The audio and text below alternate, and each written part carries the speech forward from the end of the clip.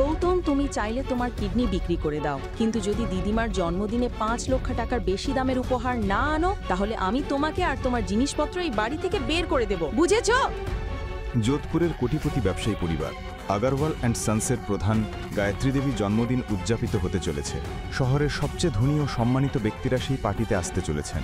কিন্তু গায়ত্রী দেবীর নাতনি অগ্নি বিরক্ত ছিল, কারণ তার দাদু তাকে এক গরিব ছেলের সঙ্গে গৌতমের সঙ্গে বিয়ে দিয়েছিলেন, যার কারণ কেউ জানত না। অগ্নি চেয়েছিল দিদিমাকে একটি দামি উপহার দিতে, যাতে সবার সামনে তাকে অপমানিত হতে না হয়। অবনি, আজ সন্ধ্যায় যে উপহার আমি আনব সেটা দেখে শুধু তুমি নয়, দিদিমাও অবাক হয়ে যাবে। তুমি দেখবে।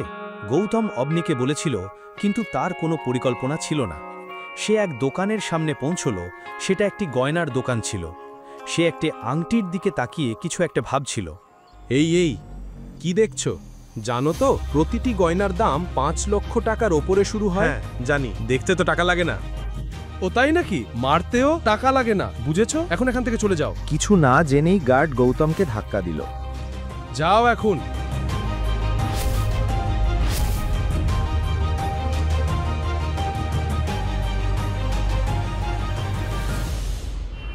আভনির দিদিমাকে কি উপহার দেবে, গৌতম এটা নিয়েই ভাবছিল। ঠিক তখনই হঠাৎ পুলিশ দল নিয়ে সিকিউরিটি গার্ড সেখানে পৌঁছল।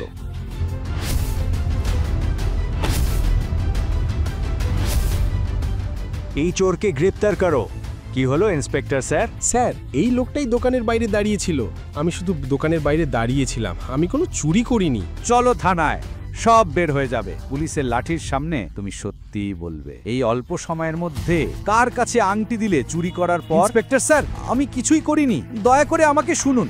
পুলিশ গৌতমকে তুলে নিয়ে গেল থানায়। গৌতম অনুরোধ করতে লাগলো, কিন্তু কেউ তার কথা শুনল না। থানায় পৌঁছেই ইন্সপেক্টর তাকে লকআপে বন্দি করে দিল। তোমরা প্লিজ আমাকে শোনো, আমি অবনি আগরওয়ালের স্বামী। ও, তাহলে তুমি সেই আলসে জামাই যে তার ধনী স্ত্রীকে খুশি করতে চুরি করে?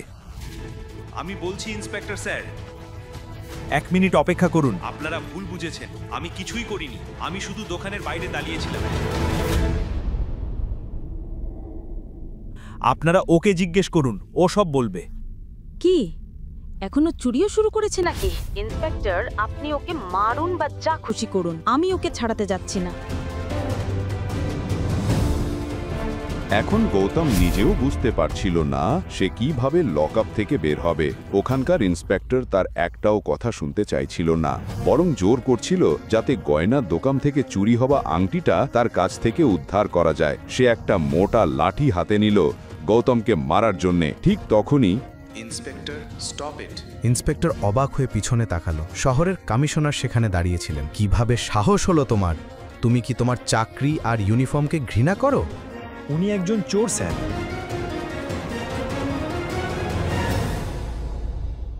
আমার এই ইন্সপেক্টরের কারণে আমি দুঃখিত।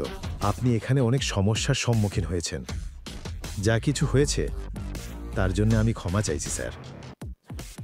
স্যার, উনি তো অকাজের জামাই। তার স্ত্রী আমাকে বলেছে ওকে মারতে। চোর? কিভাবে সাহস হলো তোমার এমন কথা বলার? চাইলে ও 10টা গয়নার দোকান কিনে নিতে পারে, সেই শোরুমগুলির থেকেও বড়, তারপর সেগুলো জ্বালিয়ে দিতে পারে। এটা দেখো। কমিশনার তার ফোনে পুলিশকে কিছু মেসেজ দেখালেন। ওটা দেখার সঙ্গে সঙ্গেই ইন্সপেক্টরের মুখ ফ্যাকাশে হয়ে গেল।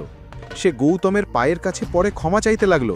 মাফ করে দিন, দয়া করে মাফ করে দিন। স্যার, আমি আপনাকে বাইরে পর্যন্ত পৌঁছে দিই। শুধু সাবধান থাকবেন, আমার পরিচয় যেন কেউ না জানে, আমার স্ত্রীও না। জি, এই কথা বলেই গৌতম সেখান থেকে বেরিয়ে গেল। আসল সত্যিটা কি? কেন কমিশনার পর্যন্ত ওর সামনে মাথা নত করল? একটা রহস্য প্রকাশ পেতে চলেছে যা আপনাকে চমকে দেবে। একটি গাড়ি এসে থামল। একজন বয়স্ক লোক নামলেন এবং গৌতমের হাতে একটি বাক্স দিলেন। ওই বাক্সে কি ছিল? আর গৌতমের আসল পরিচয় কি? সন্ধে নামতেই প্রাসাদে উৎসবের পরিবেশ ছড়িয়ে পড়ল। আর কেনই বা হবে না? ওটা তো অবনির দিদিমা গায়ত্রী দেবীর জন্মদিন। শহরের সব রাজকীয় মানুষ সেই জন্মদিনের অনুষ্ঠানের অংশ হতে চেয়েছিল। দেশের নানা জায়গা থেকে লোকজন দামি দামি উপহার নিয়ে পার্টিতে এসেছিল। অল্প কিছু সময় পর গৌতমও এসে পৌঁছল অনুষ্ঠানের জায়গায়। অবনি একদমই আশা করেনি যে গৌতম পার্টিতে আসবে। কে তোমাকে থানার থেকে ছাড়িয়ে দিল? তোমাকে না ছাড়লেই ভালো হতো। আমি কিছু চুরি করিনি। আমি শুধু বাইরে থেকে গয়নার দোকান দেখছিলাম। ভীষণ কষ্ট করে আমি আমার নির্দোষ প্রমাণ দেখিয়ে সেখান থেকে বেরিয়েছি। আচ্ছা আচ্ছা, এটা কি উপহার? এরকম নোংরা প্যাকিং কেমন? গৌতম ছোট বাক্সে কি উপহার এনেছে? কে ছিল সেই বয়স্ক মানুষ যে থানার বাইরে গৌতমকে বাক্সটা দিয়েছিল? প্যাকেট দেখে বিচার করো না, ভেতরে কি আছে দেখো, তুমি নিজেও অবাক হয়ে যাবে। কার জন্মদিন বলো তো? দিদিমার। হ্যাঁ, তাহলে উনি সেটা খুলবেন। শোনো, যখন বাকিরা গিয়ে দিদিমাকে তাদের উপহার দেবে তখন তুমি চুপচাপ গিয়ে তোমার বাক্সটা সেখানে রেখে দিও, বুঝেছো? আমি জানি না দাদু আমার ওপর কি প্রতিশোধ নিতে চেয়েছিলেন। তোমার মতো গরিব লোককে মেয়ের সঙ্গে বিয়ে দিয়েছেন, না আছে টাকা, না আছে আদব কায়দা। গৌতম কিছু ভাবার আগেই কেউ একজন পার্টি হলে দিদিমার দিকে এগোতে লাগলো উপহার বাক্স নিয়ে। সেই সুন্দরী মেয়ের মুখে ছিল এক মিষ্টি হাসি। তাকে দেখে অবনীর মুখ ফ্যাকাশে হয়ে গেল। উপহারের বাক্স থেকে বেরোলো এক অত্যন্ত সুন্দর ও ঝলমলে নেকলেস। যে মেয়েটি উপহার দিয়েছিল সে আর কেউ নয়, অবনীর কাজিন শানায়া। আমি আমার ৭৫ বছরের জীবনে এমন ঝলমলে হিরে কখনো দেখিনি। তুমি এই বাড়ির অন্য মেয়েদের মতো নও, তুমি বুদ্ধিমতী এবং চতুর।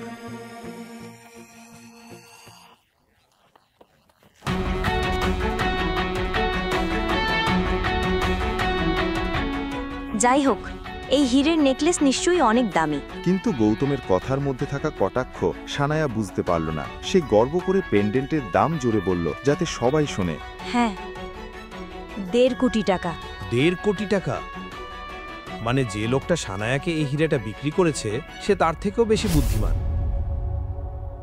৫ লাখ টাকার হীরে ১.৫ কোটিতে বিক্রি করলো। বাহ। যাই হোক, যাদের পকেটে ৫০০ টাকা থাকে তারাই আবার কবে থেকে কোটি টাকার জ্ঞান দিতে শুরু করেছে? গায়ত্রীজি রেগে গিয়ে বললেন, তুমি কি এই পার্টি নষ্ট করতে এসেছো? তুমি একেবারেই অকাজের। ইচ্ছে করে আমার নাতনিকে অপমান করছো নেকলেসের ভুল দাম বলে। গ্র্যান্ডমা, আপনি কি আমাকে বিশ্বাস করছেন না? তাহলে মিস্টার পারিককে জিজ্ঞেস করুন, তিনি রাজস্থানের সবচেয়ে বড় হীরে ব্যবসায়ী। প্লিজ। গায়ত্রী দেবী অনিচ্ছা সত্ত্বেও মিস্টার পারিকের হাতে নেকলেসটা তদন্তের জন্য দিলেন। তিনি হীরের নেকলেসটা নিয়ে পরীক্ষা করলেন। কিছুক্ষণ দেখে বললেন, কারোর চেষ্টায় একটা সস্তা হীরেকে দামি বানানোর চেষ্টা হয়েছে। পারিকের চোখ কোনোদিন ভুল করে না, কেউ শানায়াজিকে ঠকিয়েছে। গ্র্যান্ডমা, আপনি দেখলেন তো, আমি ঠিকই বলছিলাম, কেউ একজন। থামো, একেবারে থামো। আমার বোনকে মিথ্যাবাদী বলার সাহস তোমার হলো? তাহলে বলো তো, তুমি কি উপহার এনেছো অকাজের? গৌতম ২ বছর ধরে অপমান সহ্য করতে করতে ক্লান্ত হয়ে পড়েছিল।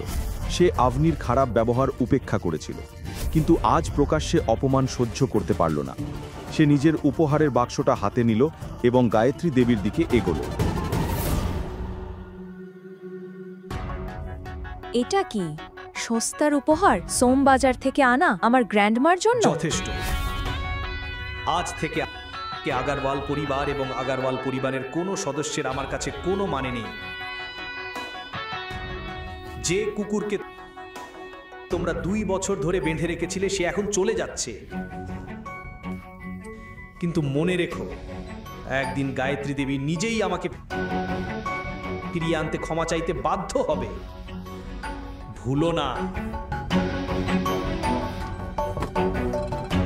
Happy birthday grandma. বাক্সটার ভিতরে কি ছিল যা দেখে অগ্নি হতবাক হয়ে গেল? কি ছিল সেই জিনিস যা দেখে গায়ত্রী দেবী এবং অগ্নি দুজনেই ভয় পেয়ে গেল? আরে থামাও, কেউ ওকে থামাও। গৌতম, সে ২ বছর আমাদের সাথে ছিল, কিন্তু আমরা চিনতেই পারিনি। আমি ওকে চড় মেরেছিলাম। আমরা শেষ হয়ে যাব। শেষ পর্যন্ত বাক্সটার ভিতরে কি ছিল যা দেখে গায়ত্রী দেবী এত ভয় পেয়ে গেলেন? কে সেই বৃদ্ধ লোক যে গৌতমকে বাক্সটা দিয়েছিল? গৌতমকে কি তার আসল পরিচয়? সে কি নিজের পরিচয় লুকোচ্ছে? গৌতমকে ফিরে আসবে? কি হতে চলেছে গায়ত্রী দেবী এবং আগরওয়াল পরিবারের সঙ্গে? গৌতম কোথায় হারিয়ে গেল? অবনী তাকে নাড়া দিয়ে বলল। গৌতম সত্যি খোলা চোখে স্বপ্ন দেখছিল। সে ভাবছিল এখনই দামি সেই হাটটি দাদিকে দিয়ে তার নিজের পরিচয় জানিয়ে দেবে। কিন্তু হয়তো এখনই সত্য প্রকাশ করা ঠিক হবে না। গৌতম প্রস্তুত ছিল না। সে ধীরে ধীরে উপহারটি লুকিয়ে ফেলতে চাইছিল, কিন্তু সেই সময় নীল দেখে ফেলল এবং উপহারের বাক্সটি ছিনিয়ে নিল। ও, এ তো একেবারে দামি হার। এই গরিব লোকটা এটা কোথা থেকে পেল? নিশ্চয়ই চুরি করেছে। নীলের কথা শুনে বাড়ির সবাই জড়ো হলো। সবাই এর তীক্ষ্ণ দৃষ্টিতে অবনী ভয়ে কেঁপে উঠল। সে লজ্জায় কারো দিকে তাকাতে পারছিল না। দেখো, আমাদের জামাইবাবু এটা নিয়ে পালাচ্ছিল। ভালোই হয়েছে আমি দেখে ফেলেছি, না হলে কে জানে আর কত কি নিয়ে যেত, আর কত জিনিস চুরি করার ইচ্ছে ছিল তার। এটা শুনেই সানায়া নীলের হাত থেকে হাতটি নিল এবং মনোযোগ দিয়ে দেখতে শুরু করল। রাগে ফেটে পড়ল সে। আমি বলেছিলাম দাদি, এটাই সেই 13 লক্ষের টাকার হার যা আমি জুয়েলারি স্টোরে পছন্দ করেছিলাম। দেখো, এই বাড়ির জামাই সরাসরি 13 লক্ষের দিকে নজর দিয়েছে। গায়ত্রী দেবী মুখ থেকে চশমা খুলে গৌতমের দিকে তাকালেন। সানায়া তার কাছে গিয়ে কাঁদতে শুরু করল। নিশ্চয়ই রাঠোর পরিবার জানতো আমি এই হারটা ভালোবাসি, তাই তারা বিশেষভাবে এটা আমার জন্য প্যাক করে পাঠিয়েছে। কিন্তু এই গৌতমের নজর সব সময় আমাদের জিনিসের ওপর। দাদি, আপনি পুলিশ ডাকুন। আজই ওকে পুলিশের হাতে তুলে দিন। আজ ছেড়ে দিলে কালকে আরও বাড়াবাড়ি করবে। সানায়ের কথা শুনে গায়ত্রী দেবী রাগে ফেটে পড়লেন। তিনি গিয়ে গৌতম আর অবনীর সামনে দাঁড়ালেন। শেষমেশ তুমি কি চাইছো? আমাদের সুখকে তুমি সহ্য করতে পারো না? এই কণ্ঠ শুনে অবনীর হৃদয় কেঁপে উঠল। অনিল আর গীতার চোখে স্পষ্ট অস্থিরতা দেখা দিল। গায়ত্রী দেবী এগিয়ে আসার আগেই অবনী নিচু গলায় জিজ্ঞেস করল, গৌতম, সত্যি বলো, এই হারটা কোথা থেকে এলো? গৌতম বলল, আমি কিছু বললে তুমি কি বিশ্বাস করবে? অবনী কিছু না বলে শুধু গৌতমের চোখের দিকে তাকিয়ে রইল। এটা আমাকে অন্য কেউ দিয়েছে, বিশেষভাবে তোমাকে দেবার জন্য। নীল হেসে বলল, বাহ, একজন অকাজের মানুষকে এমন দামি জিনিস কেউ দেবে কেন? এখানে আর কেউ নেই নাকি? অন্তত এমন মিথ্যে কথা বলো যেটা হজম করা যায়। গৌতম শান্তভাবে বলল, আমি মিথ্যে বলছি না। এই হার অবনীর জন্যই এসেছে। রাঠোর পরিবারের সব উপহার অবনীর জন্যই এসেছে। অবনী না থাকলে এই উপহারগুলোও আসতো না। গৌতমের কথা শুনে সবাই একে অপরের দিকে তাকালো। মনে হলো রঘুবীর আর সিদ্ধার্থের পায়ে তলা থেকে মাটি সরে গেল। কিন্তু অবনীও এখনো গৌতমকে বিশ্বাস করতে পারছিল না। গৌতমও সেটা বুঝতে পারল। সুযোগ বুঝে সে মুন্সিজিকে বার্তা পাঠালো ফিরে আসার জন্য। অবনী বলল, গৌতম, আর নয়, কত মিথ্যে বলবে? দেখতে পাচ্ছ না আমাদের পরিবার তোমার কারণে কতটা অপমানিত হচ্ছে? আমি আর কিছু শুনতে চাই না। যাও, দাদির পায়ে পড়ে ক্ষমা চাও এখনই। গৌতম দৃঢ় স্বরে বলল, আমি সত্যিই বলছি অবনী, আমি এই হার চুরি করিনি।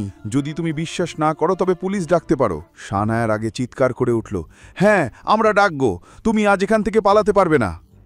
এটা বলে সানায়া মোবাইল বের করে পুলিশকে ফোন করার জন্য নাম্বার ডায়াল করতে লাগল। কিন্তু সেই মুহূর্তেই অবনী তাকে থামিয়ে দিল।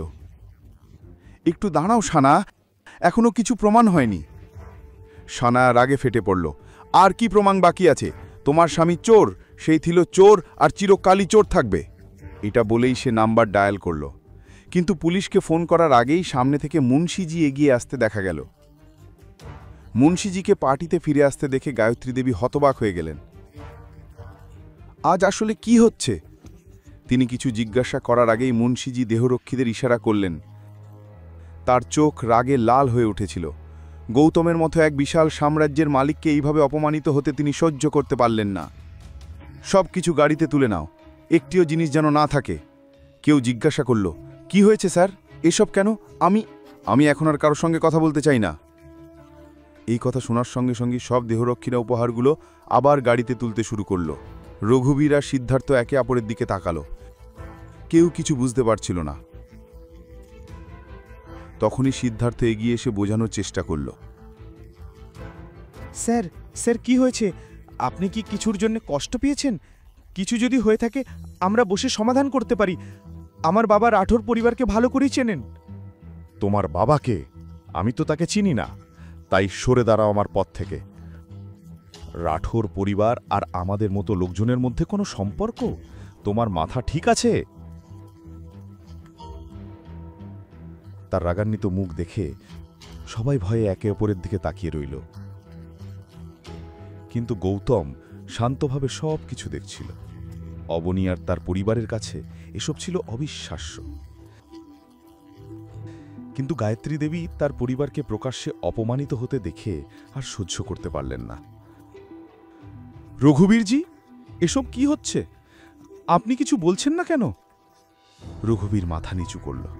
সে জানত একটিও শব্দ বললেই তার মিথ্যে ফাঁস হয়ে যাবে। নীল গায়ত্রী দেবীর দিকে তাকালো। সে তার বোন আর দাদির মুখের ভগ্ন চেহারা দেখতে পারছিল না। সে মুন্সিজির কাছে গিয়ে অনুরোধ করল, স্যার স্যার দয়া করে আমার কথা শুনুন। আসলে আমরা সরে দাঁড়াও, আমাকে আমার কাজ করতে দাও। এত বলেই মুন্সিজি গৌতমের দিকে তাকালেন।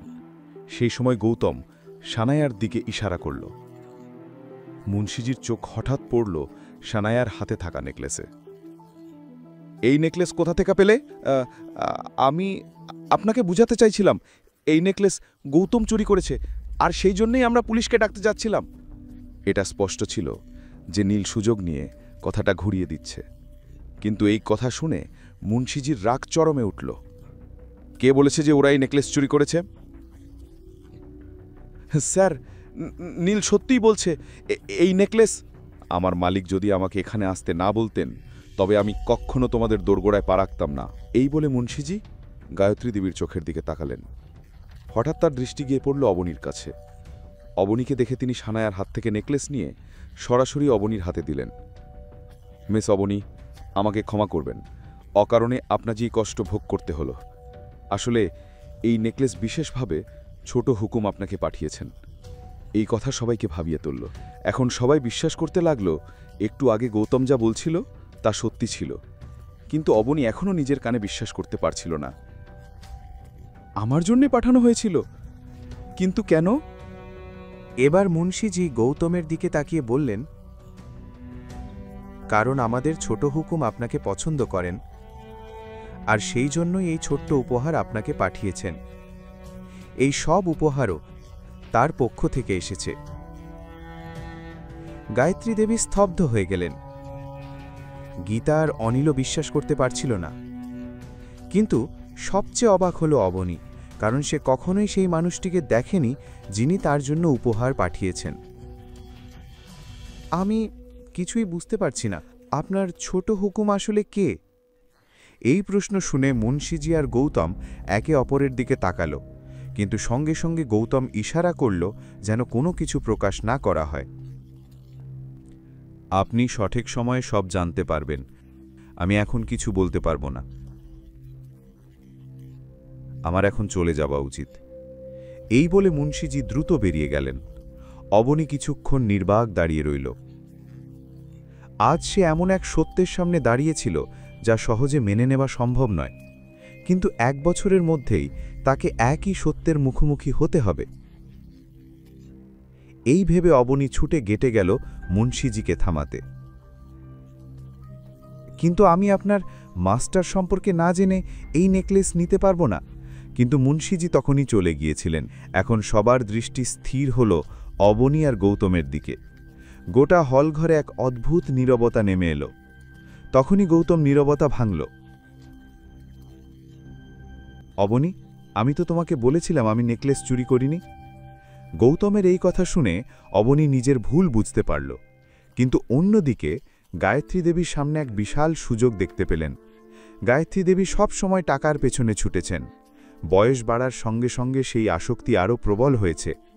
আর এখন তিনি অবনীর মধ্যে এক বিশাল ব্যাংক দেখতে পেলেন, যাকে যোধপুরের রাজপরিবার পছন্দ করেছে। এই চিন্তাতেই তার দৃষ্টিভঙ্গি মুহূর্তে বদলে গেল। তিনি স্নেহভরে হাত রাখলেন অবনীর কাঁধে। আবনির দিদিমা তাকে দেখে বললেন, আবনি, তুমি তো আমায় কখনো বললে না যে তুমি এত বড় পরিবারের সাথে পরিচিত। তুমি তো ভুল বুঝেছ, আমিও নিজে এসব জানতাম না। আপনি বেটা এত চাপ নিও না এখন।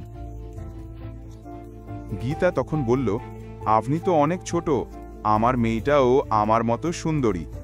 হতে পারে আপনি যোধপুরের ছেলেকে দেখেনি, কিন্তু তার চোখ পড়েছে আমার মেয়ের ওপর।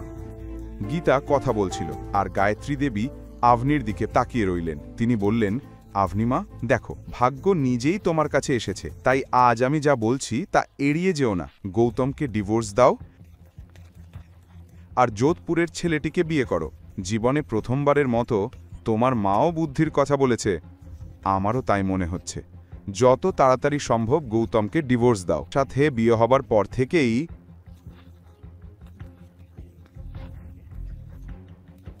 একথা বলতে বলতেই গায়ত্রী দেবী গৌতমের দিকে এগিয়ে এসে তার চোখের দিকে তাকালেন। আভনি গৌতমের বিরুদ্ধে কিছু শুনতে পারল না। মুহূর্তেই সে গৌতমের সামনে গিয়ে দাঁড়ালো এবং বলল, এইবার ভুলটা গৌতমের ছিল না, তাও তোমরা ওর বিরুদ্ধে কত খারাপ কথা বললে। আমি গৌতমকে ডিভোর্স দেব না। আভনির চোখে নিজের জন্য এত রাগ দেখে গায়ত্রী দেবীর মুখ লাল হয়ে উঠল। পরিবারে আগে কেউ কখনো তার সাথে এমনভাবে কথা বলেনি। তিনি চিৎকার করে বললেন, কেমন করে সাহস হলে আমাকে এই রকম উত্তর দিতে? আমি ভেবেছিলাম তোমার একটু বুদ্ধি আছে, কিন্তু তোমার মগজ তোমার বাবার মতোই ফাঁকা। যদি তোমার স্বামীর জন্য এত টান থাকে তবে প্রেমিক রাখলে কেন? বাইরে সম্পর্ক করার আগে অন্তত নিজের নামটা ভেবে দেখতে, অন্তত আমাদের সম্মানটা রক্ষা হতো। একটার পর একটা তিক্ত কথা বলতে লাগলেন গায়ত্রী দেবী। আভনির চোখ ভিজে উঠল, কান্না চেপে রাখতে পারল না। গৌতমের পক্ষে এই অবস্থা দেখা অসহ্য লাগছিল। অনিল আর গীতাও এই কথাগুলো শুনে অবাক হয়ে গেল। ঠিক তখনই অনিল সামনে এসে আভনির কাঁধে হাত রেখে বলল, মা, যথেষ্ট হয়েছে, আমি আর শুনতে চাই না। যদি আমরা তোমার কাছে এতই সমস্যা হয়ে থাকি তবে এখানে থাকার কোনো দরকার নেই। এ কথা বলেই অনিল আর গীতা আভনিকে নিয়ে সেখান থেকে বেরিয়ে গেল। গৌতমও কিছু না বলে চলে গেল। এটা দেখে গায়ত্রী দেবীর চোখ রাগে অঙ্গারের মতো জ্বলতে লাগল। তিনি চিৎকার করে বললেন, এখান থেকে বেরিয়ে যাও, আর কোনোদিন এই বাড়িতে ফিরে আসার কথা ভাববে না। আভনি আর গৌতম বেরিয়ে যেতেই পুরো হলে নীরবতা নেমে এলো। গায়ত্রী দেবীর চোখে তখনও আগুন জ্বলছিল। কিন্তু এই নাটকের কারণে সানায়া আর বাগদান পুরোপুরি নষ্ট হয়ে গেল। অতিথিরা অসন্তুষ্ট হয়ে গেল। রঘুবীর আর সিদ্ধার্থ পণ্ডিতের মুখেও স্পষ্ট অসন্তোষ ধরা পড়ল। এটা দেখে সানায়া ভেতর ভেতর ভেঙে পড়ল। সে নিজের মনে আভনি আর গৌতমকে অভিশাপ দিতে লাগল। তার মুখের দুঃখী চেহারা দেখে নীল এগিয়ে এসে তাকে জড়ে ধরল। সানায়া, এখন তোমার কাঁদার দরকার নেই, এবার কাঁদবে গৌতম আর তার স্ত্রী। কথা বলে নীল ফটকের দিকে তাকিয়ে রইল। ওদিকে আভনি বেরিয়ে আসার সময় নিজের চোখের জল মুছল।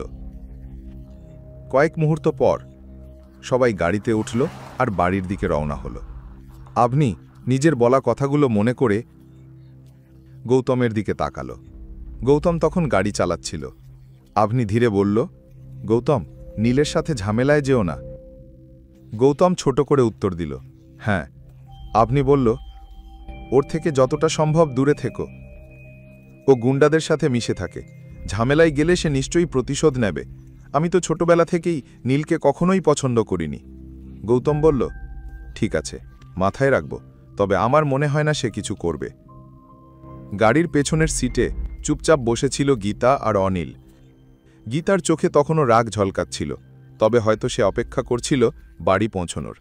অন্যদিকে আভনি এখনও মেনে নিতে পারছিল না যে গৌতমের কাছে এত দামি নেকলেস ছিল। সে প্রশ্ন করল, একটা কথা বলো, তুমি রাঠোর পরিবারকে চেনো কি করে?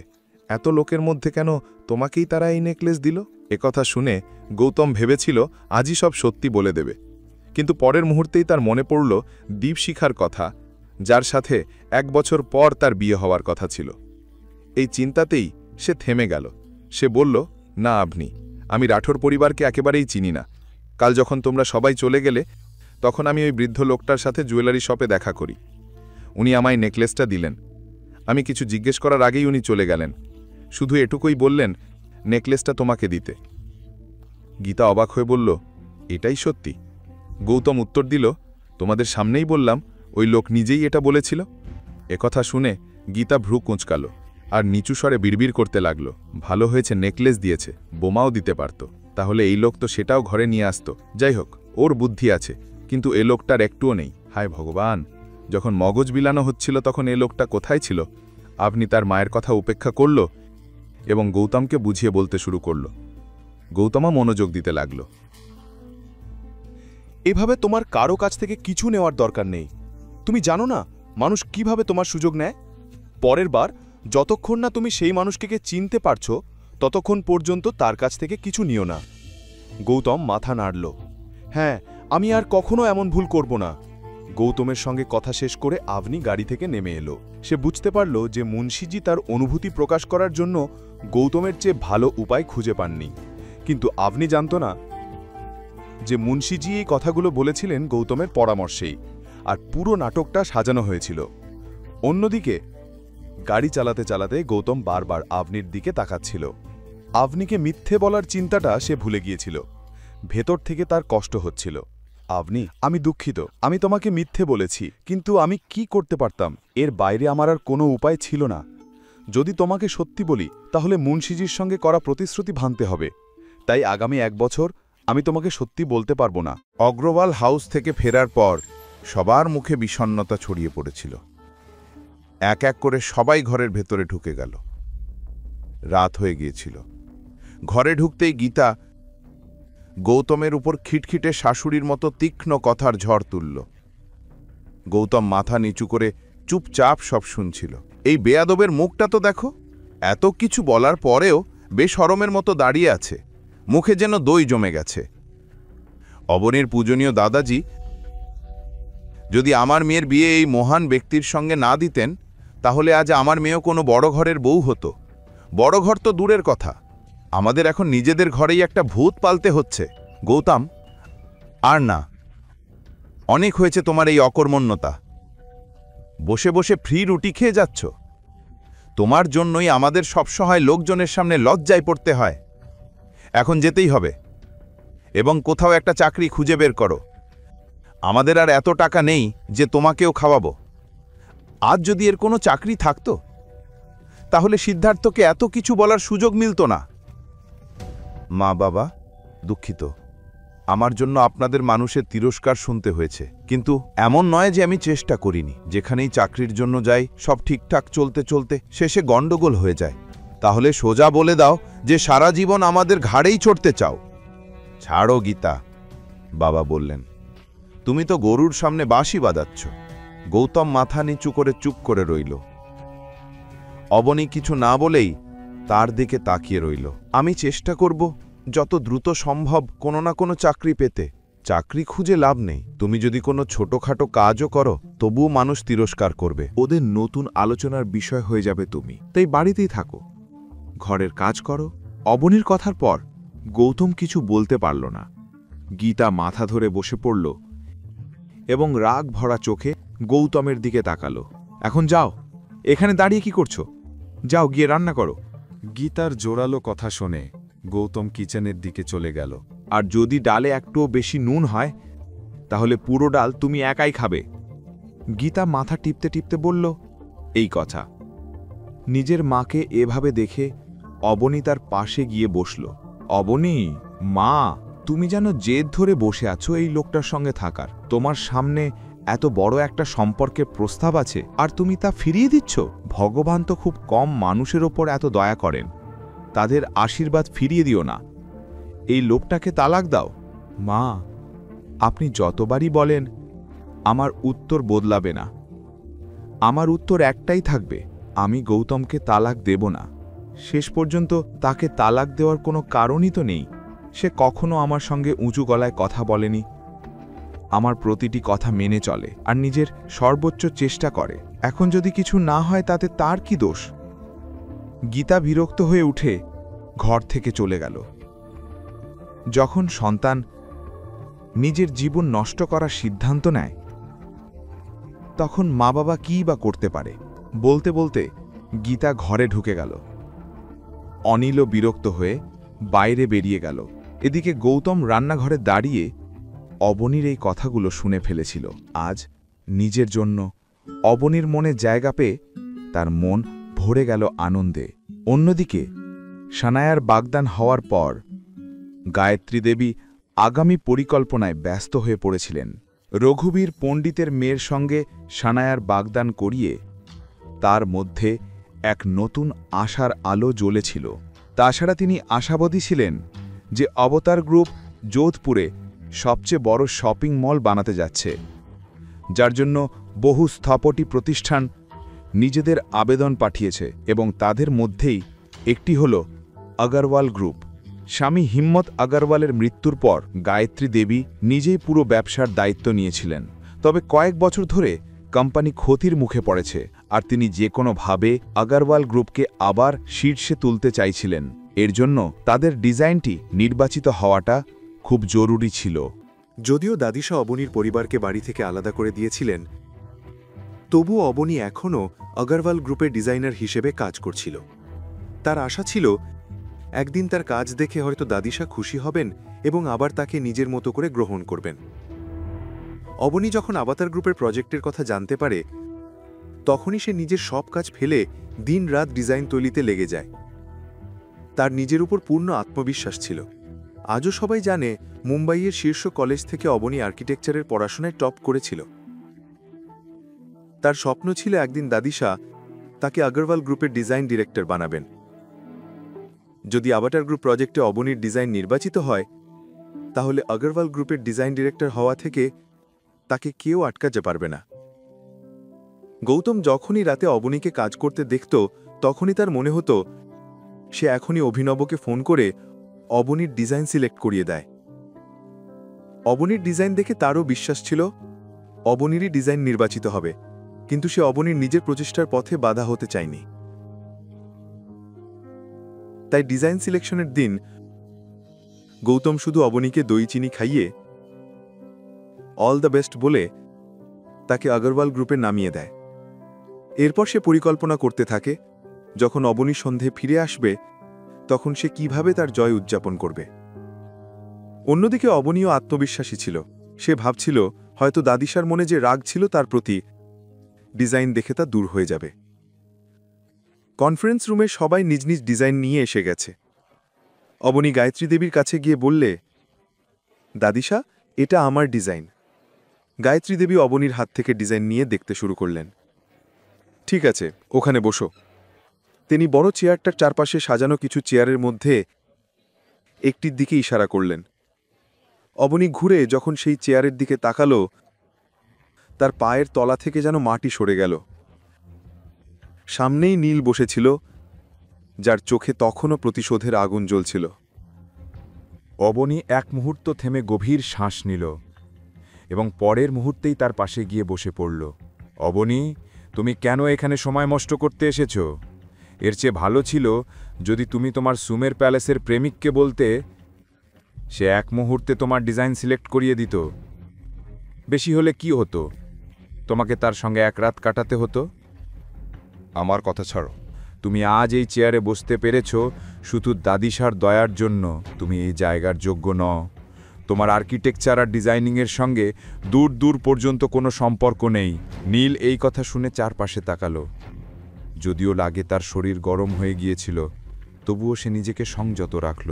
সে চায়নি গায়ত্রী দেবীর সম্মান নষ্ট হোক, কিন্তু সে অবনীকে একটা শিক্ষা না দিয়ে ছেড়ে দিতেও চায়নি। এরই মধ্যে সেই মুহূর্ত এসে গেল যার জন্য সবাই অপেক্ষা করছিল। কনফারেন্স রুমে অবনী এবং বাড়িতে গৌতম দুজনেই অধীর আগ্রহে অপেক্ষা করছিল যখন গায়ত্রী দেবী অবনীর নাম ঘোষণা করবেন। গৌতম আর ধৈর্য রাখতে পারল না। সে অবনীকে কল দিল, কিন্তু অবনী ফোন ধরল না। কয়েক ঘন্টা পর সে আবার কল করল, কিন্তু এবার অবনীর ফোন সুইচ অফ ছিল। গৌতম এখন চিন্তায় পড়ে গেল। তার খুব শক্ত অনুভূতি হচ্ছিল যে অবনী ঠিক নেই। সে অফিসের ল্যান্ডলাইনে ফোন করে জানতে পারল অবনী অনেক আগেই অফিস থেকে বেরিয়ে গেছে। গৌতম অবনীকে খুঁজতে বেরোতে যেতে যাচ্ছিল। ঠিক তখনই তার কানে এলো ডোরবেলের শব্দ। গীতা তখন হলরুমে বসে টিভি দেখছিল। গৌতম রান্নাঘর থেকে বেরিয়ে এসে যখন দরজা খুলল, সে একেবারে বিস্ময়ে জুমে গেল। সামনে অবনী দাঁড়িয়েছিল এবং তার মুখের রং পুরোপুরি উড়ে গিয়েছিল। গৌতম কিছু জিজ্ঞেস করার আগেই অবনী কিছু না বলে নিজের ঘরে চলে গেল। অবনীর এইভাবে চলে যাওয়া দেখে গৌতম কিছুই বুঝতে পারল না। সে একবার গীতার দিকে চেয়ে দেখল, কিন্তু গীতার চোখ টিভির পর্দায় অটল ছিল। পরের মুহূর্তেই গৌতম অবনীর পিছনে গেল। ঘরে ঢুকে সে দেখল অবনী জানালার পাশে দাঁড়িয়ে আছে। গৌতমের অস্থিরতা ক্রমে বাড়ছিল। সে সাহস করে অবনীর কাছে গেল। অবনী, কি হয়েছে? তুমি এত উদ্বিগ্ন কেন? ওই নীল কিছু করেছে নাকি? গৌতম, দয়া করে আমাকে একটু একলা থাকতে দাও। এই কথা শুনে গৌতম দরজার দিকে হাঁটল, কিন্তু হঠাৎই তার পদক্ষেপ থেমে গেল। কি হয়েছে? তোমার ডিজাইন সিলেক্ট হয়নি? এই কথা শুনে অবনীর চোখ থেকে অশ্রু গড়িয়ে গাল বেয়ে নেমে এলো। হ্যাঁ, আমি ফেল হয়েছি। অসম্ভব অবনী, তুমি ফেল হতেই পারো না। তোমার ডিজাইন তো নিখুঁত ছিল। তুমি কি জানো নিখুঁত ডিজাইন মানে কি? সরি গৌতম, আমি জানি তুমি শুধু আমাকে চিয়ার আপ করার চেষ্টা করছো, কিন্তু আমাকে এই ব্যর্থতার চেয়ে বেশি কষ্ট দিচ্ছে এটা ভেবে যে দাদিশা নীলের ডিজাইনটা সিলেক্ট করেছেন। কি? দাদিশা এমনটা কিভাবে করতে পারেন? তোমার ডিজাইনের সাথে তুলনা করতে নীল কোনোদিনই পারবে না। তোমার ডিজাইন সত্যি সেরা ছিল। এখন তাতে কি আসে যায় গৌতম? আমার ডিজাইন কেমন ছিল তার গুরুত্বপূর্ণ নয়। আমি এখনো বিশ্বাসই করতে পারছি না যে দাদিশা তোমাকে আর নীলকে কিভাবে তুলনা করতে পারেন। নিশ্চয়ই এর পেছনে কিছু একটা গোলযোগ আছে। যদি কিছু গোলযোগ থেকেও থাকে আমি কিছুই করতে পারবো না। দাদিশা নীলের ডিজাইনটা দেখাতেও মানা করে দিয়েছেন, বলেছেন এটা কোম্পানির পলিসির বিরুদ্ধ। একবার যদি অবতার গ্রুপে সব ডিজাইন সিলেক্ট হয়ে যায় তখনই কেবল দেখানো যাবে, যাতে লিক না হয়। আজ নয়তো কাল সত্যিটা সবাই জেনে যাবে, কারণ দাদিশাকে একদিন না একদিন সেই ডিজাইন সবাইকে দেখাতেই হবে। চিরদিন লুকিয়ে রাখা যায় না। এই কথা শুনে অবনী চুপ করে গেল, কিন্তু গৌতমের চোখে রাগে আগুন জ্বলে উঠল। সে ঠিক করল সে দ্রুতই পুরো ব্যাপারটার তদন্ত করবে। তার দৃঢ় বিশ্বাস ছিল গায়ত্রী দেবী ইচ্ছে করেই অবনীর ওপর আগের ঘটনার প্রতিশোধ নিয়েছেন, এবং গৌতমের সন্দেহ একদম সত্যি প্রমাণিত হল। অগ্রওয়াল গ্রুপে যখন দাদিশা নীলকে ডিজাইন অবতার গ্রুপে সাবমিট করতে দিলেন, নীল ডিজাইনটা দেখে চমকে উঠল, কারণ সেটা তার বানানো ডিজাইন নয়, বরং সেটি ছিল অবনীর ডিজাইন। দাদিশা, মানে আপনি অবনীর ডিজাইন আমার নামে রিপ্রেজেন্ট করেছেন? হ্যাঁ, এই ডিজাইনটা অবনীরই, কিন্তু সে আমার কোম্পানিতে ডিজাইন ডিরেক্টরের পদের যোগ্য নয়। তার ওপর সে আর তার স্বামী আমাদের পরিবারের নাম কলঙ্কিত করেছে। আমি চাই না আমাদের পরিবারের নাম আর বেশি নোংরা হোক। তাই আমি ঠিক করেছি আমাদের পরিবারের ভবিষ্যৎ তুমি, এবং তুমি এর যোগ্য। ঠিক আছে দাদিশা, কিন্তু যদি অবনী এটা জেনে যায় তো কি? তার স্বামী কোনো রাজকুমার নাকি যে আমাদের সঙ্গে ঝামেলা করবে? আমি ওদের বাড়ি থেকে বের করে দিয়েছি আগেই। আর বেশি নাটক করলে তার চাকরিও চলে যাবে। সানায় আর সগায়ের দিন তার অকর্মা স্বামীর জন্যই তো আমার অপমান হয়েছিল না? এখন দেখো ওদের দুজনের সঙ্গে কি কি হয়।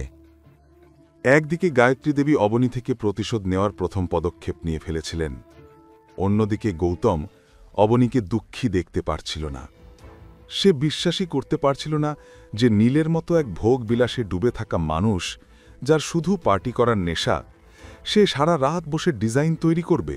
আর গৌতম ভালো করেই জানত গায়ত্রী দেবী কতটা ধূর্ত ও চতুর। সে অবনীকে ছোট দেখাতে চায়, কিন্তু সে জানত অবতার গ্রুপের প্রজেক্টের ক্ষতি হওয়ার ঝুঁকি সে কখনো নেবে না। তাহলে অবনীর ডিজাইনের থেকেও ভালো ডিজাইন সে পেল কোথা থেকে? গৌতম মুন্সিজিকে ফোন করে জানতে চাইল নীল বা গায়ত্রী দেবী কি কোনো আন্তর্জাতিক ডিজাইনারের কাজ চুরি করেছে কিনা, কারণ তার আত্মবিশ্বাস ছিল শুধু রাজস্থানেই নয়, সারা ভারতে অবনীর ডিজাইনকে হারাতে পারবে এমন কেউ নেই। এভাবেই দিন কেটে গেল। অবনী অফিসে যা ঘটেছে তা অনিল ও গীতার কাছ থেকে লুকিয়ে রাখল। সে গৌতমকে অনুরোধ করল এই বিষয়ে কাউকে কিছু না বলতে। অফিসে যাওয়ার সময়ও অবনীর চোখে একই রকম বিষণ্ণতা ছিল। গৌতম চেয়েছিল অবনীর সঙ্গে অফিসে যাক। সে চায়নি অবনী একা একা দুঃখে ডুবে থাকুক, কিন্তু গীতা ভাবল গৌতম শুধু বাড়ির কাজ থেকে পালাতে চায়। তাই সে পায়ে ব্যথার অজুহাত দেখিয়ে গৌতমকে পা টিপে দিতে বলল। সে গৌতমকে এক মুহূর্তের জন্য একলা থাকতে দিল না, যাতে সে মুন্সিজি বা অভিনবের সঙ্গে কথা বলে অগ্রওয়াল গ্রুপে কি হচ্ছে তা জানতে পারে। গৌতমের মাথায় বারবার অবনীর বিষণ্ণ মুখ ভেসে উঠছিল, কিন্তু যত অজুহাতি দিক না কেন গীতা তাকে কোনো না কোনো কাজেই ব্যস্ত রাখল। অন্যদিকে গায়ত্রী দেবী অবনীর ডিজাইন অভিনব গুপ্তার কাছে পাঠালেন, কিন্তু সেখানে এখন নীলের নাম লেখা ছিল। অভিনব এক নজরেই আগামী প্রজেক্টের জন্য সেই ডিজাইন সিলেক্ট করল। পুরো কোম্পানিতে আনন্দের পরিবেশ ছেয়ে গেল, আর সবচেয়ে বেশি খুশি ছিল সানায়া আর নীল, কারণ নীল এখন কোম্পানির নতুন ডিজাইন ডিরেক্টর। অফিসে ঢুকেই অবনীর মনে একটা অদ্ভুত অস্বস্তি তৈরি হলো। এর আগে যে সে কিছু জানতে পারে, সোনায়া তার সামনে এসে দাঁড়ালো, তাকে মাথা থেকে পা পর্যন্ত দেখল এবং বলল, যাও নীলের কেবিন পরিষ্কার করো, সে এক্ষুনি আসবে। অবনী বলল, আমি কেন তার কেবিন পরিষ্কার করব? আমি এখানে কোম্পানির কাজ করতে আসি, ওর নয়। সোনায়া হেসে বলল, এখন তুমি আমার ভাই, নতুন ডিজাইন ডিরেক্টরের অধীনে কাজ করবে। সে তোমার দায়িত্ব বদলে দিয়েছে, এখন তোমার কোনো কেবিন নেই। যাও গিয়ে অফিস পরিষ্কার করো। অসম্ভব, নীল এটা করতে পারে না। সোনায়া সঙ্গে সঙ্গে চেঁচিয়ে বলল, চুপ, এখন নীল তোমার বস, তাকে নীল স্যার বলা শেখো। তার মতে তোমার এখনো অনেক কিছু শেখার বাকি আছে। এই কথা শুনে অবনীর চোখ রাগে লাল হয়ে গেল। সে বলল, কোথায় নীল? আমি ওর সঙ্গে সরাসরি কথা বলতে চাই। সোনায়া আবার হেসে বলল, নীলও এখন অবতার গ্রুপের চেয়ারম্যানের আসার অপেক্ষায় আছে। চূড়ান্ত চুক্তি সই হওয়ার সময় এসেছে, তুমি এখান থেকে চলে যাও। এর আগেই অবনীর আগে ফুসফুসে কনফারেন্স রুমে ঢুকে পড়ল। ভেতরে তখন মাত্র 2-3 জন কর্মী টেবিল পরিষ্কার করছিল। নীল প্রজেক্টর সামনে বসে অভিনব গুপ্তার অপেক্ষা করছিল। অবনী তাকে সামনে দেখেই রাগে কাঁপতে লাগল। নীল, তুমি আমার দায়িত্ব বদলে দিয়েছ, আমার কেবিন থেকে জিনিসপত্র ফেলে দিয়েছ। নীল ঠান্ডা গলায় বলল, হ্যাঁ, এখন আমি তোমার বস, আমি যা চাইব তাই হবে। আমি আমার কেবিন ছেড়ে কোথাও যাচ্ছি না। আমি তোমার আগে থেকেই এই কোম্পানিতে কাজ করছি, আমি তোমার আন্ডারে কখনো কাজ করব না। কথা বলতে বলতে হঠাৎ অবনীর চোখ পড়ল টেবিলের কোণে রাখা একটা ডিজাইনের দিকে। ওই ডিজাইনটা দেখেই অবনীর পা যেন স্থির হয়ে গেল, কিন্তু তার আগেই যখন সে টেবিলের দিকে আগতে যাচ্ছিল, নীল তার সামনে এসে দাঁড়িয়ে পড়ল। এখান থেকে বেরিয়ে যাও, সামনে থেকে সরে দাঁড়াও। এই কথা বলেই অবনীর রাগে নীলকে ধাক্কা দিয়ে দিল। নীল সঙ্গে সঙ্গেই টেবিলের অপর পাশে গিয়ে পড়ল। তার সামনে থেকে সরে যেতেই অবনীর টেবিলের ওপর রাখা ডিজাইনটা দেখতে পেল, আর সেটা দেখে তার পায়ের তলা থেকে মাটি সরে গেল। অবনীর সামনে তার নিজের বানানো ডিজাইনটাই ছিল, যার উপর অবতার কোম্পানির সিল মারা ছিল, কিন্তু তার নিজের সইয়ের জায়গায় নীলের নাম লেখা ছিল। এটা দেখে অবনী চোখের জল আটকাতে পারল না। অবনীর সঙ্গে সঙ্গেই ডিজাইনটা হাতে নিয়ে ওখান থেকে বেরোতে যাচ্ছিল, কিন্তু ঠিক সেই সময় নীল উঠে দরজাটা বন্ধ করে দিল। সামনে থেকে সরে যাও, আমি ভাবতেও পারিনি তুমি এত নিচে নামবে। তুমি আমার ডিজাইন কপি করেছ? তোমার সাহস কি করে হলো? আমি এখনই দাদিসার কাছে যাচ্ছি, কোনো লাভ নেই, নীল বলল ঠান্ডা গলায়। দাদিসা সব জানেন, তাই আমি তোমাকে ফোন করেছি। কিছু করার আগে ভালো করে ভেবে নিও, কারণ এর পরিণাম খুব খারাপ হবে। নীলের এই হুমকি শুনে অবনীর গলা শুকিয়ে গেল। অন্যদিকে কনফারেন্স রুম থেকে আসা শব্দ শুনে অফিসের সব স্টাফ একজন আরেকজনের সঙ্গে ফিসফিস করে কথা বলতে লাগল। সেক্রেটারি তখনই গায়ত্রী দেবীকে খবর দিল। খবর পেয়েই গায়ত্রী দেবী কনফারেন্স রুমে চলে এলেন।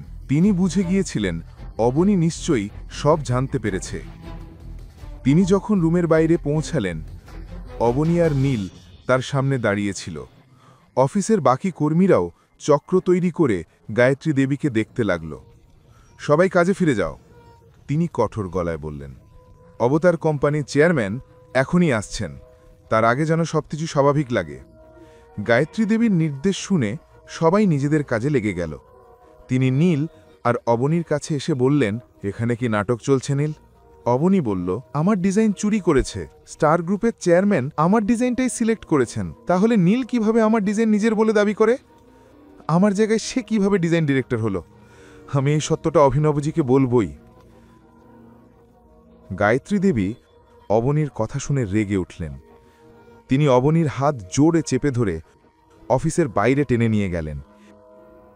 নীল আর সানায়া অবনীর এই অবস্থা দেখে মজা পেতে লাগল।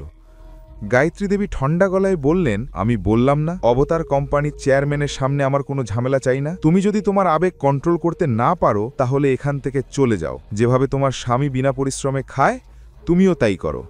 তোমার ডিজাইনের বদলে তোমাকে বেতন আর বোনাস বিনা কাজে দিয়ে দেব, কিন্তু তুমি আমার কোম্পানির মুখ নও। চলে যাও এখান থেকে। এই কথা বলেই গায়ত্রী দেবী জোরে অবনীকে ধাক্কা দিলেন। অবনী ভারসাম্য হারিয়ে মাটিতে পড়ে যাচ্ছিল। অফিসের সবাই এই দৃশ্যটা দেখছিল। নীল আর সানায়া এমন হাসছিল যেন লটারিতে জিতেছে। কিন্তু অবনী মাটিতে পড়ার আগেই গৌতম তাকে ধরে ফেলে এবং রাগে গায়ত্রী দেবীর দিকে তীক্ষ্ণ দৃষ্টিতে তাকায়। গৌতম অবনীর চোখে জল আর লজ্জা দেখে আগুনের মতো ক্রুদ্ধ হয়ে ওঠে। তার ইচ্ছে হলে এখনই সে আগরওয়াল গ্রুপের পুরো বিল্ডিং মাটির সঙ্গে মিশিয়ে দিত, কিন্তু গায়ত্রী দেবীর অহংকারের সঙ্গে কিছু করার আগেই অবনী গৌতমকে থামিয়ে বলে, আমাকে এখনই বাড়ি নিয়ে চলো, মাথাটা ব্যথা করছে। গৌতম যদিও গায়ত্রী দেবীকে শিক্ষা না দিয়ে যেতে চায়নি, তবুও অবনীর কষ্ট তার পক্ষে দেখা যাচ্ছিল না। সে অবনীকে গাড়িতে বসিয়ে বাড়ি নিয়ে যায়।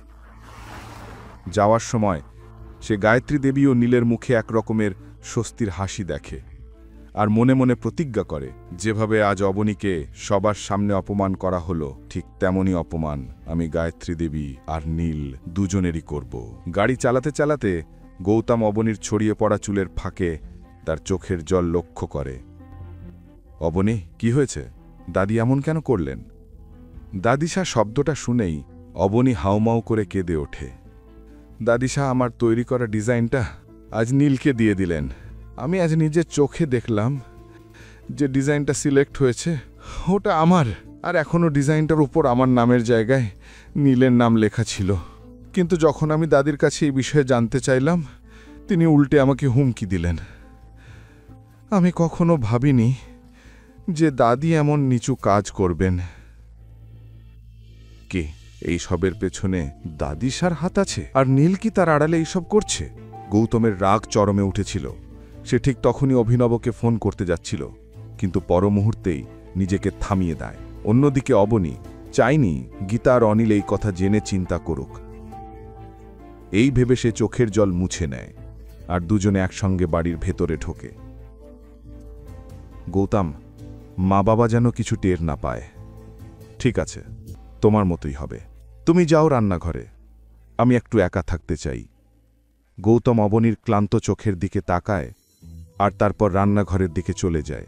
রান্নাঘরে পৌঁছেই সে অভিনব গুপ্তাকে ফোন করে। জি স্যার, কেমন মনে করলেন? আজ কি আপনার গায়ত্রী দেবীর সঙ্গে কোনো প্রজেক্ট নিয়ে মিটিং হয়েছিল? হ্যাঁ স্যার, আমি সেখান থেকেই এখন ফিরলাম। আমাদের নতুন শপিং মলের প্রজেক্ট নিয়ে মিটিং ছিল। সবচেয়ে আশ্চর্যের বিষয়, ওদের পরিবারেরই কেউ একজন নীলের ডিজাইন সিলেক্ট হয়েছে। আমি নিজে সেই ডিজাইন দেখেছি, অসাধারণ কাজ। ওই ডিজাইন অনুযায়ী মল তৈরি হলে যোধপুরে আলোড়ন পড়ে যাবে। অভিনব হাসি মুখে কথাটা শেষ করল, কিন্তু অন্য প্রান্তে গৌতমের কোনো উত্তর আসলো না। ফোনের নীরবতায় অভিনবের শরীর ঘামে ভিজে গেল। স্যার, কি হয়েছে? আমি কি কোনো ভুল করেছি? গৌতম কঠিন গলায় বলল, মিস্টার অভিনব, আপনি এত অবহেলা কিভাবে করতে পারলেন? টেস্ট ডিজাইনে নীল আগারওয়ালের নাম লেখা আছে। ওটা আমার স্ত্রী অবনী তৈরি করেছে। ও সরি স্যার, আমার এই ব্যাপারে কোনো ধারণা ছিল না। আপনি নিশ্চিন্ত থাকুন, আমি এখনই গায়ত্রী দেবী ও নীল আগারওয়ালের সঙ্গে কথা বলবো। গায়ত্রী দেবী আর নীলের জন্যই আজ আমার স্ত্রীর চোখে জল। আমি এই অবহেলা কোনোভাবেই সহ্য করব না। ওদের পাশাপাশি যারা যারা এতে জড়িত তাদের সবাইকে যত দ্রুত সম্ভব খুঁজে বের করুন।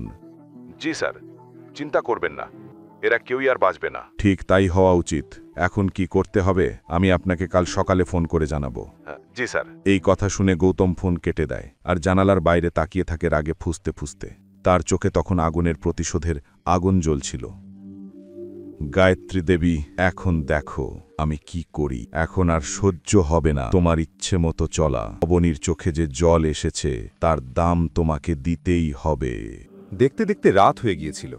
খাওয়া দাওয়া করে গীতার অনিল তাড়াতাড়ি ঘুমিয়ে পড়েছিল, কিন্তু অবনীর চোখে তখনও ঘুমের নামগন্ধ ছিল না। গৌতমও তাকে অস্থির দেখে ঘুমোতে পারছিল না। কষ্টে সষ্টে রাত কাটানোর পর সকালে গৌতম অবনীকে অফিসে নামিয়ে দিয়ে চলে গেল। এর আগেও গৌতম বহুবার অবনীকে আগরওয়াল গ্রুপে নামিয়ে দিয়েছে, কিন্তু আজ তার আসার কারণটা ছিল অন্য। সকালে ঘুম থেকে উঠেই সে অভিনবকে পুরো পরিকল্পনা বুঝিয়ে দিয়েছিল, যে পরিকল্পনা অনুযায়ী আজ আগরওয়াল গ্রুপে সবকিছু ঘটতে যাচ্ছিল। অফিসে এসে গৌতম গাড়িটা পার্কিংয়ে রাখল আর একদৃষ্টে বিল্ডিংটার দিকে লাকিয়ে রইল। অবনী তখন পার্কিংয়ের পাশে রাখা একটা টেবিলের দিকে গেল, যেখানে 40-45 বছরের এক বুড়ো বসেছিল। এর আগেই গৌতম গাড়ি থেকে নেমে অবনীর কাছে যেতে পারত। তার ফোন বেজে উঠল।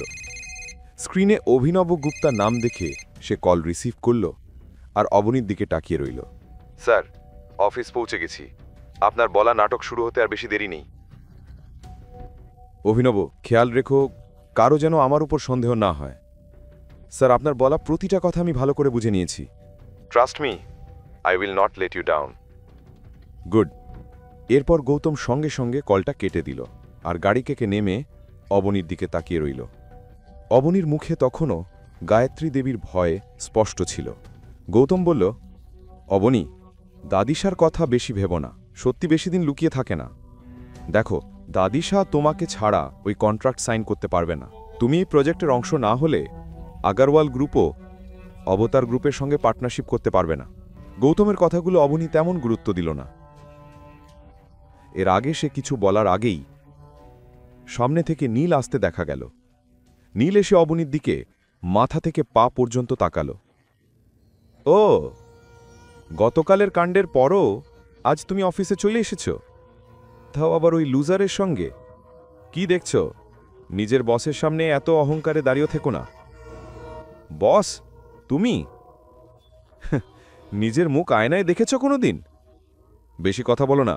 এখনো কন্ট্রাক্ট সাইন হয়নি, তাই বেশি ভেসে বেরিও না, নাহলে মুখ থোবড়ে পড়বে। এ কথা শুনে নীল চশমা খুলে গৌতমের চোখে চোখ রেখে তাকিয়ে রইল। এই যে এসেছে আমার বোনকে ন্যায় দিতে তার অকর্মা স্বামী। নীল বলল, তোমার কথায় ভয় লাগছে, তুমি জানো আমাকে। চিন্তা করো না, কন্ট্রাক্ট তো সাইন হবেই, তাকে কেউ থামাতে পারবে না। চেয়ারম্যান আসছেন, সব ফর্মালিটি হয়ে যাবে। এ কথা বলে সে অবনীর দিকে তাকিয়ে হেসে বলল, তোমার ডিজাইনের জন্য থ্যাংক ইউ।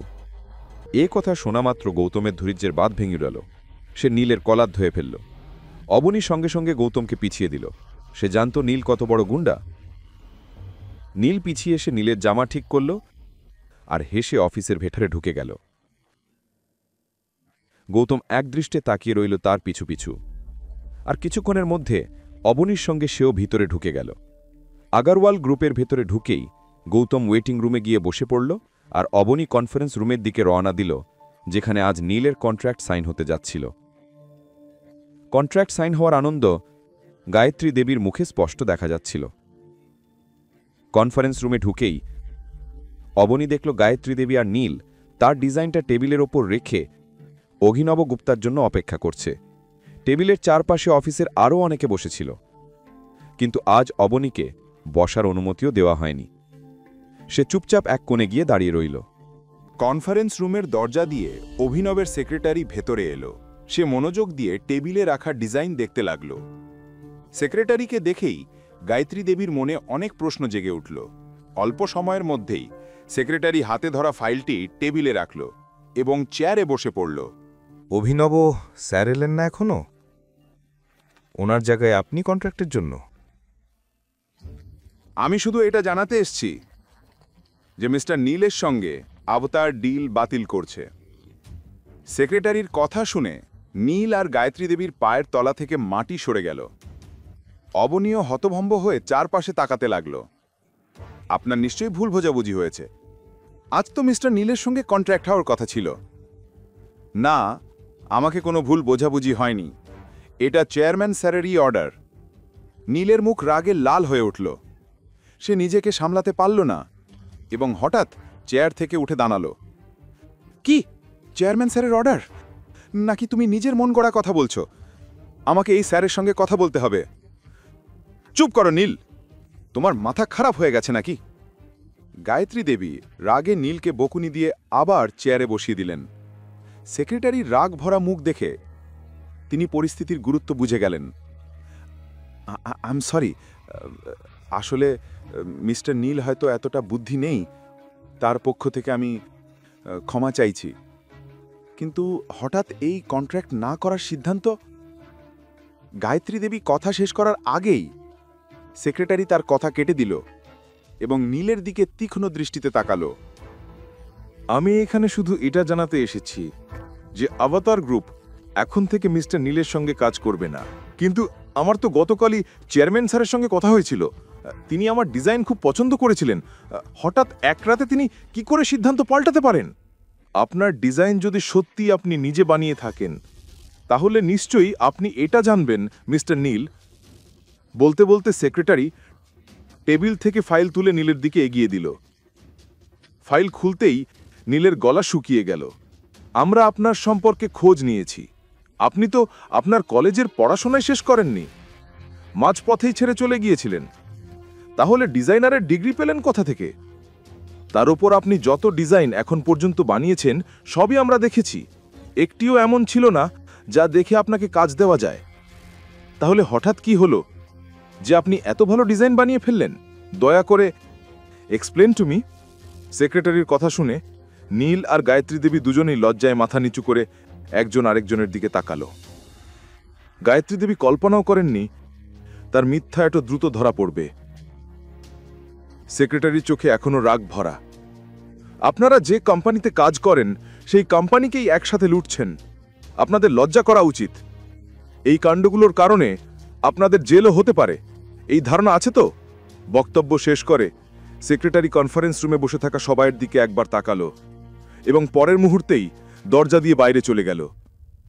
সেক্রেটারি চলে যেতেই কনফারেন্স রুমে নিস্তব্ধতা নেমে এলো। গায়ত্রী দেবী আর নীল কারোর চোখের দিকে তাকাতে পারছিলেন না। অন্যদিকে অবনী নিজের কানে বিশ্বাসই করতে পারছিল না। তার কানে তখনও বাজছিল কিছুক্ষণ আগেই গৌতমের বলা কথা। সবাইয়ের দৃষ্টি ছিল নীল আর গায়ত্রী দেবীর ওপর। তাদের দেখে সবাই একে অপরের কানে কানে ফিসফিস করতে লাগল। তারপর কিছুক্ষণের মধ্যেই সবাই একে একে কনফারেন্স রুম থেকে বেরিয়ে গেল। অবনী এখনও নিজের চোখকে বিশ্বাস করতে পারছিল না। সেও অন্যদের সঙ্গে কনফারেন্স রুম থেকে বেরিয়ে গেল। অন্যদিকে নীল নিজের রাগ নিয়ন্ত্রণে রাখতে পারছিল না, আর গায়ত্রী দেবীও হতভাগ হয়ে গিয়েছিলেন। শেষ পর্যন্ত এটা কিভাবে হলো? এক রাতের মধ্যে চেয়ারম্যানের মনোভাব এভাবে কিভাবে বদলে গেল? নিশ্চয়ই এর পেছনে কারো না কারো হাত আছে। হ্যাঁ, আর আমি জানি সে কে। এ কথা বলেই নীল রাগে গেটের বাইরে বেরিয়ে গেল। তার রাগে ফেটে পড়া মুখ দেখে গায়ত্রী দেবী তাকে থামাতে পিছনে পিছনে গেলেন। অন্যদিকে অবনীর চোখে আনন্দ স্পষ্ট দেখা যাচ্ছিল। সে সেই খবরটা জানাতে গৌতমের কাছে ওয়েটিং রুমে চলে গেল। গৌতম অবনীর খুশিতে ভরা মুখ দেখেই সব বুঝে গেল। গৌতম, আমার বিশ্বাস হচ্ছে না, তুমি যেমন বলেছিলে ঠিক তেমনটাই ঘটেছে। অবনী আরও কিছু বলতে যাচ্ছিল, এর আগেই নীল সেখানে পৌঁছে গেল। তাদের দুজনকে হেসে কথা বলতে দেখে নীল বলল, আচ্ছা, এটা তুমি করেছ?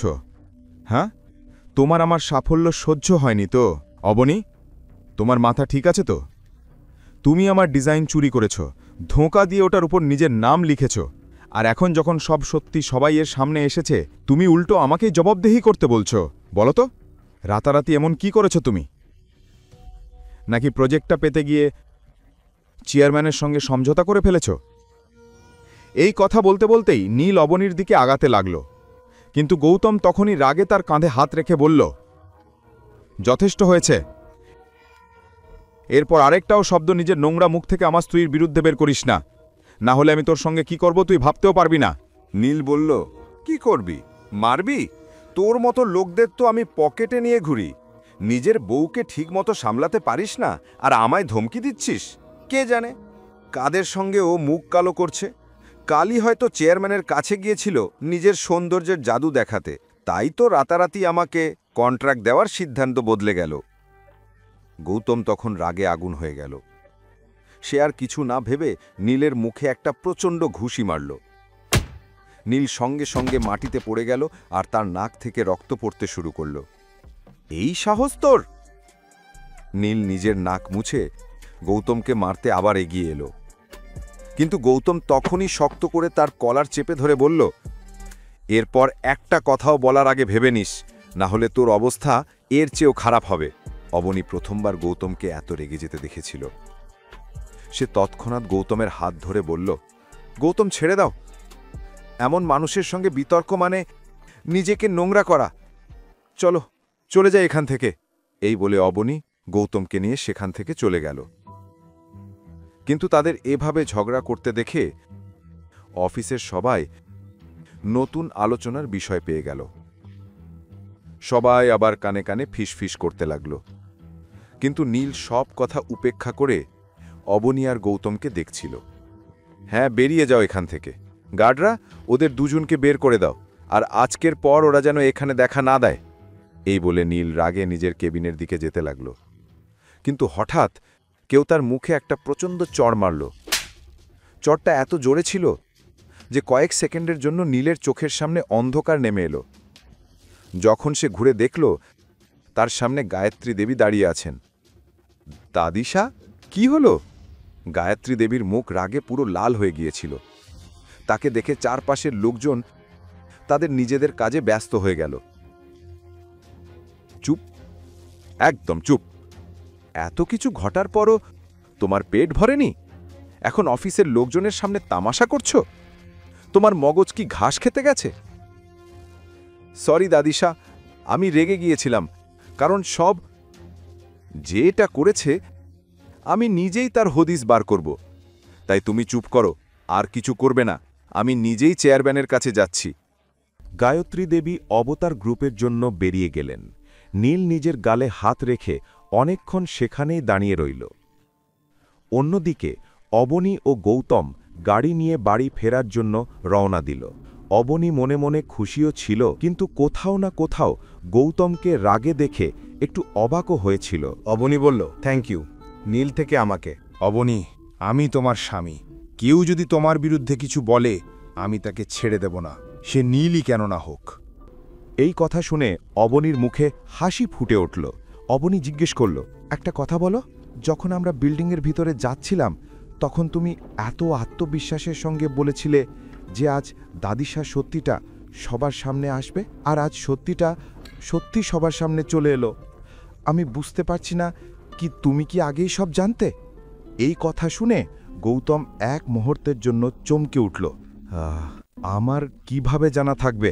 হ্যাঁ, আমি শুধু নিশ্চিত ছিলাম যে এত বড় কোম্পানিতে কেউ এত সহজে হেরাফেরি করতে পারে না, আর সত্যিটা সবার সামনে আসা থেকে কে বা আটকাতে পারে। অবনী বলল, হ্যাঁ ঠিক বলেছ। দুজনে কথা বলতে বলতে বাড়ির দিকে রওনা দিল। অন্যদিকে গায়ত্রী দেবী কন্ট্রাক্ট না পাওয়ার কারণ জানতে অভিনব গুপ্তর অফিসে পৌঁছে গিয়েছিলেন। গায়ত্রী দেবীকে সামনে দেখেই অভিনব সব কিছু বুঝে ফেলেছিল। বলুন গায়ত্রীজি। গায়ত্রী বললেন, আমি বুঝতে পারছি না আপনি কন্ট্রাক্ট বাতিল কেন করেছেন। নীলের ডিজাইনে কোনো ত্রুটি নেই, আমি নিজেই সেটা চেক করেছি। আপনি যদি এই প্রজেক্টটা ফিরিয়ে দেন তাহলে শুধু আগারওয়াল গ্রুপের নয়, আপনার কোম্পানিরও ক্ষতি হবে। এমন ডিজাইন আর কেউ দিতে পারবে না। Trust me. Trust you. আর কত মিথ্যে বলবেন আপনি গায়ত্রী দেবী?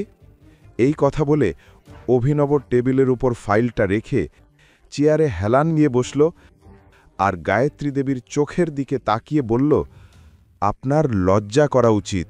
এত কিছু করার পরও আপনি আমাকে বোঝাতে এসেছেন। কমপক্ষে আপনার বয়সের তো মর্যাদা রাখা উচিত ছিল।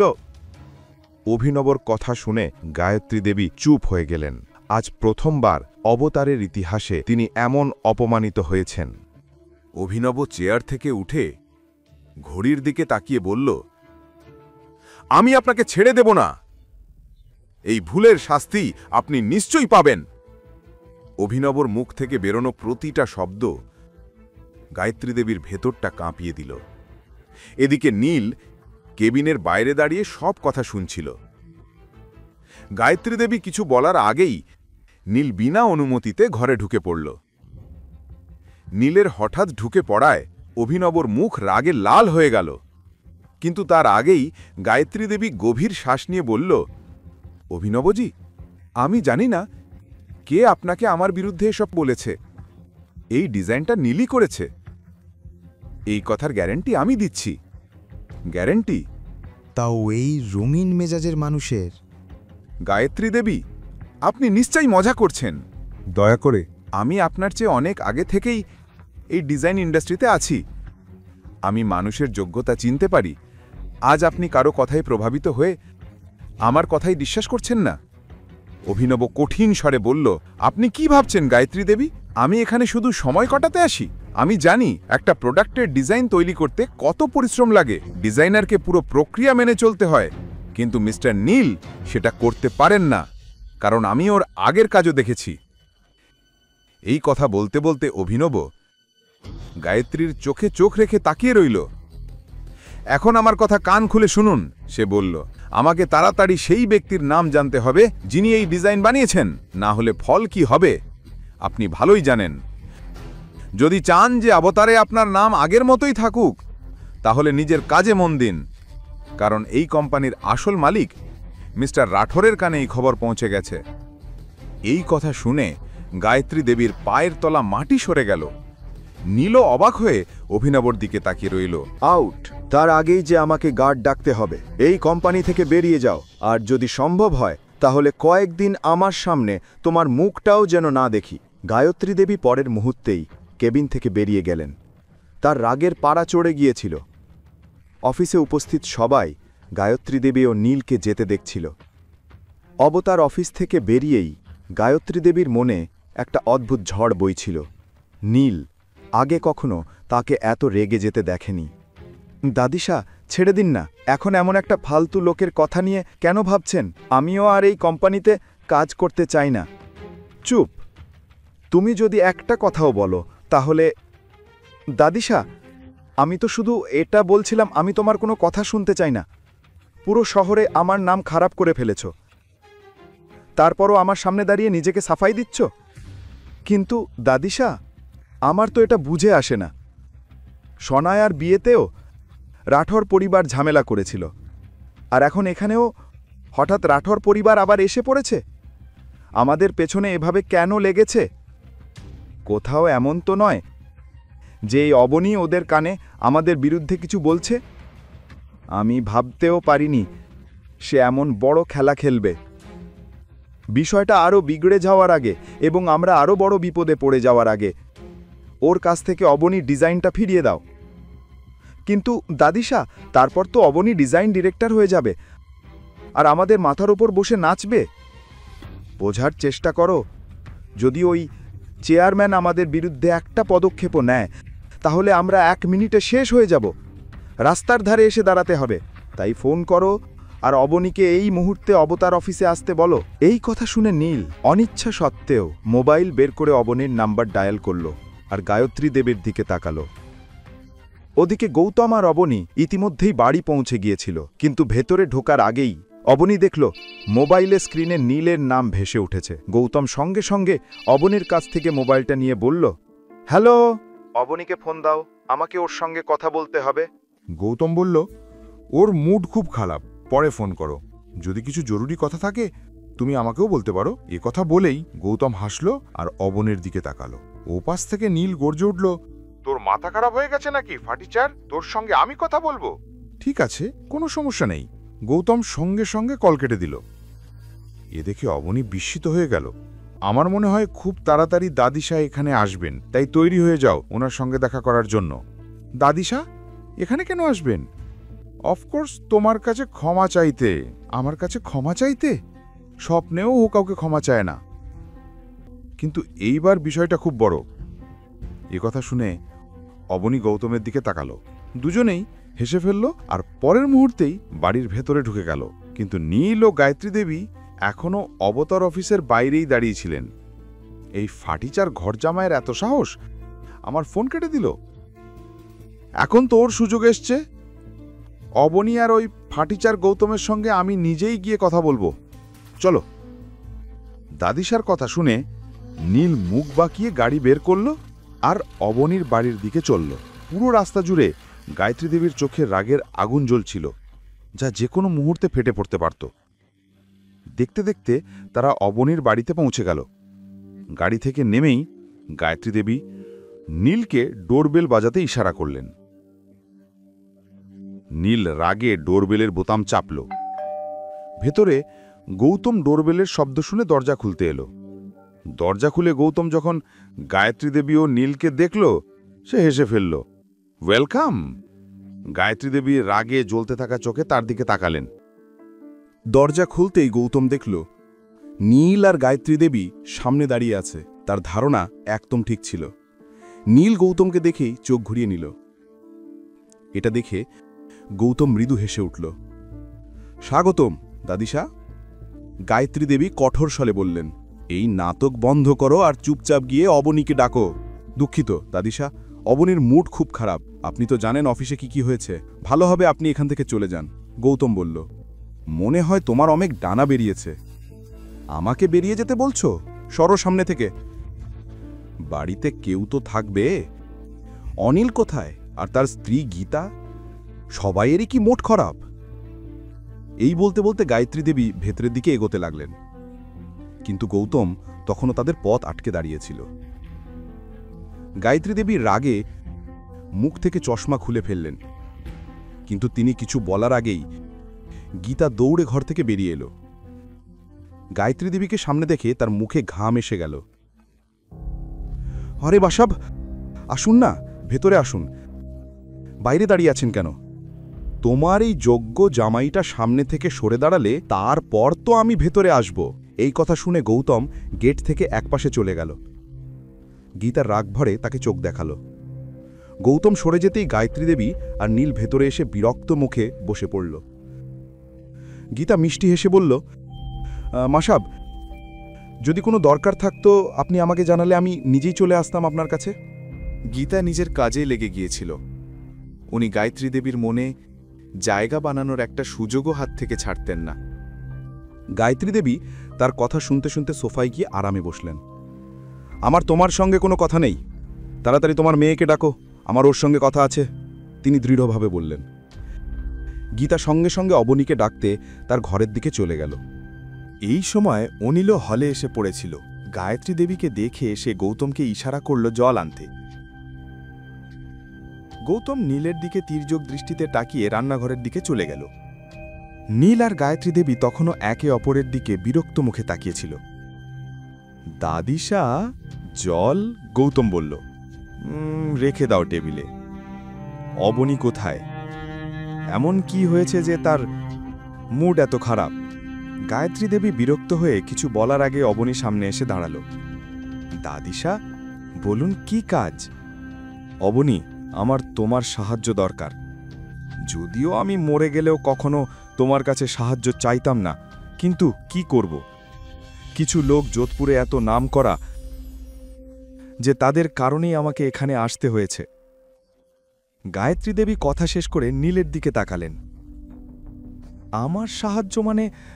আমি বুঝলাম না। অবনী বলল, আমি এক্ষুনি অবতার গ্রুপের চেয়ারম্যানের সঙ্গে দেখা করেছি এবং তাকে বোঝানোর চেষ্টা করেছি, কিন্তু সে আমার কথা শুনতেও রাজি হয়নি। তবে শুনেছি এখন অবতার গ্রুপ রাঠোর পরিবারের মালিকানায় গেছে। তাই তুমি আমার পক্ষ থেকে মিস্টার রাঠোরের সঙ্গে গিয়ে কথা বলো। এই কথা শুনে গীতা আর অনিল বিস্ময়ে একে অপরের দিকে তাকালো। অবনীয় পুরো ব্যাপারটা বুঝে উঠতে পারছিল না। আমি কিভাবে কথা বলবো? আমি তো রাঠোর পরিবারের কাউকেই চিনি না, আর আপনাকে আমি আগেই সেই পার্টিতেই ব্যাপারে বলেছিলাম। আমার এতে কিছু আসে যায় না তুমি তাদের চিনো কি না। এই সমস্যা তোমার তৈরি ডিজাইন থেকেই শুরু হয়েছে, তাই এর সমাধানও তোমাতেই করতে হবে। কিভাবে করবে সেটা তোমার ব্যাপার, কিন্তু যদি সমাধান না হয় তাহলে ধরে নিও আমার তোমাদের পরিবারের সঙ্গে থাকা শেষ সম্পর্কটাও ভেঙে গেল। এই বলে গায়ত্রী দেবী অনিল আর গীতার দিকে তাকালেন।